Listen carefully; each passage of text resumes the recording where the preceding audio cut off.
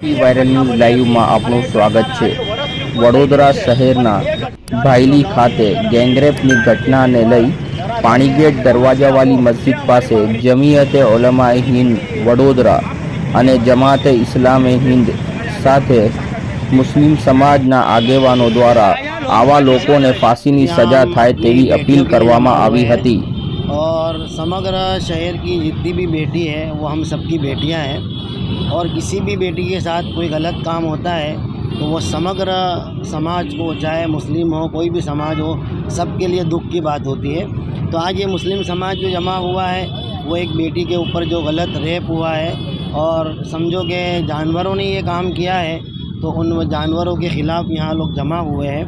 जैसा हमारे मौलाना ने बताया था कि हमारे पैगंबर साहब जो बहुत पाक और बहुत बड़े नबी है, जो सारी दुनिया में सबसे ज़्यादा रहमतुल लिल आलमीन है, उन पैगंबर साहब ने हमें यही तालीम दी है कि देखो बेटी सबकी बेटी वो हमारी बेटी है और किसी की बेटी को तकलीफ़ होना हमें तकलीफ़ होनी चाहिए।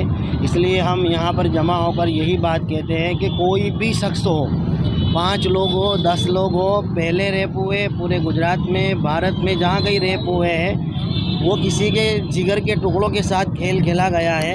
तो जिन लोगों ने भी ये काम किया है शायद जानवर भी शर्म कर दें, जानवर भी शायद ऐसे काम नहीं करते हैं जो इन लोगों ने काम किया है किसी बच्ची के साथ। तो हमारे पूरे समग्र मुस्लिम समाज बड़ौदा ये बात कहना चाहता है कि पहले से लेके अब तक लोगों की हिम्मत क्यों बढ़ रही है, क्यों ऐसे काम कर रहे हैं। इसलिए हिम्मत बढ़ रही है कि लोगों को जो सज़ा होनी चाहिए वो इन नराधमों को सज़ा नहीं हो रही है। इसलिए आइंदा अगर हमें इन गुनाहों को रोकना है और ऐसे जानवरों को रोकना है तो एक ही बात होगी कि उनको सख्त से सख्त सज़ा होनी चाहिए और उसकी सज़ा आप जानते हो कि फांसी से कम नहीं होनी चाहिए। बहुत बार लोग ऐलान करते हैं, बहुत बार जज्बात में कहते हैं कि फांसी दो, लेकिन बाद में धीमे धीमे मामला दब जाता है और उसके बाद फिर दूसरों की हिम्मत होती है, फिर दूसरों की बच्चियां जो है पीखी जाती है। तो ये बार बार होता है, ऐसा नहीं होना चाहिए और इसको किसी भी धर्म से लेन देन नहीं है, ये तो जानवरों से बदतर काम है। इसलिए हम कभी भी पाक मज़हब को इसके साथ जोड़ना नहीं चाहेंगे। जो भी मज़हब है वो सब मज़हब अपनी जगह पे है, लेकिन कोई भी मज़हब को इसके साथ जोड़ना नहीं चाहिए। इसलिए कि हर मानने वाला अपने मज़हब को पाक मानता है और वो पाक मज़हब को इन नापाक कामों के साथ कभी नहीं जोड़ना चाहिए। इसलिए फिर से हमारी मांग है कि इनको बहुत जल्दी से सख्त सज़ा होकर लोगों को ये तालीम मिले कि बेटी सबकी बेटी होती है, हमारी बेटी भी बेटियां हैं और सबकी बेटियां भी बेटियां हैं। शरीयत में ये गुनाह करने वालों को क्या सज़ा बताई गई? शरीयत में तो अब आपको मैं क्या बोलूँ भाई, पैगंबर साहब सल्लल्लाहु अलैहि वसल्लम में तो अब खड़े हो तो हम ये भी कहेंगे कि हमारे पैगंबर साहब के भी कुछ लोग कुछ न कुछ बोल देते हैं, विरोध कर लेते हैं। हालांकि पैगंबर साहब ने तो दुनिया में बड़े बड़े गुनाहों को रोकने के लिए बहुत सख्त जो है सजाएं मुतय्यन की है कि भाई जो भी आदमी ऐसा रेप करे, खुलेआम रेप करे, उसको जो है लोगों के दरमियान में लाकर जो है पत्थर मार के उसको मार दिया जाए, ताकि लोगों को जो है पता चले कि ये जो खुलेआम और 10 आदमी 5 आदमी मिलकर एक मासूम बच्ची के साथ ये काम करते हैं तो उनको किसी भी तरह रहम नहीं खाना चाहिए। कुरान में है कि लोग जमा हो और किसी के दिल में भी रहम नहीं आना चाहिए, बल्कि इनको ऐसी सख्त सज़ा दो ताकि दूसरे लोग भी देखकर आइंदा ऐसे गलत काम न करें।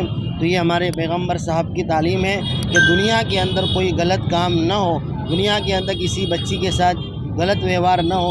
ये हमारे पैगंबर साहब ने हमको सिखाया है और हमारे पैगंबर पर हम सलात व सलाम नाजिल करते हैं।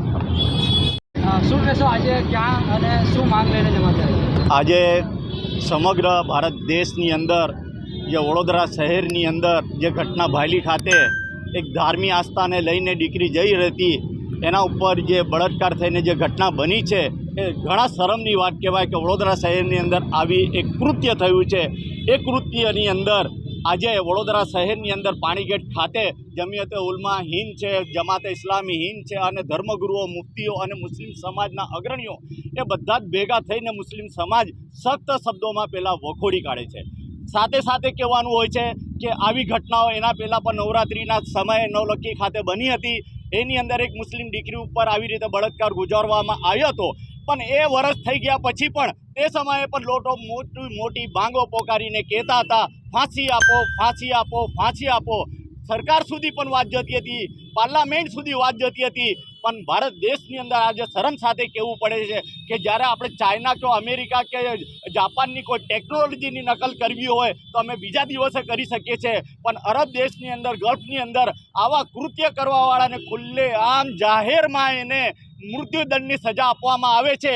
એવી સજા જો ભારત દેશમાં આપવામાં આવે ને તો હું માનું છું કે આવું કૃત્ય કરતાં પહેલાં 10 વાર લોકો વિચારે. અમારા ત્યાં દરેક વસ્તુ કૃત્ય થયા પછી એના ઉપર રાજકારણ થાય છે. રાજકારણની અંદર એક જ વસ્તુ છે કે કયો માણસ કોની પક્ષની સાથે જોડાયેલો છે તો બીજો પક્ષ એના વિરોધમાં આવી જાય છે. તો આ ના થવું જોઈએ. ફક્ત માનવતાના ધોરણે જે આજે કૃત્ય થયું છે એને ફાંસી થવી જોઈએ, એને સખ્ત સજા થવી જોઈએ અને એને કોઈ ધર્મની સાથે મહેરબાની કરીને ના જોડવું જોઈએ. ધર્મ કોઈ પણ ધર્મ હોય, હિન્દુ, મુસ્લિમ, શીખ, ઈસાઈ, એ કોઈ આવી એમને પરમિશન નથી આપો કે તમે આવું કૃત્ય કરી શકો છો. ધર્મ કોઈ ખરાબ નથી હોતો, પણ માણસ ખરાબ છે. આવા કૃત્ય કરવાવાળાને સજા થવી જોઈએ, પણ ધર્મની સાથે એને ના જોડવું જોઈએ. સૈયદ અમીર, સામાજિક કાર્યકર.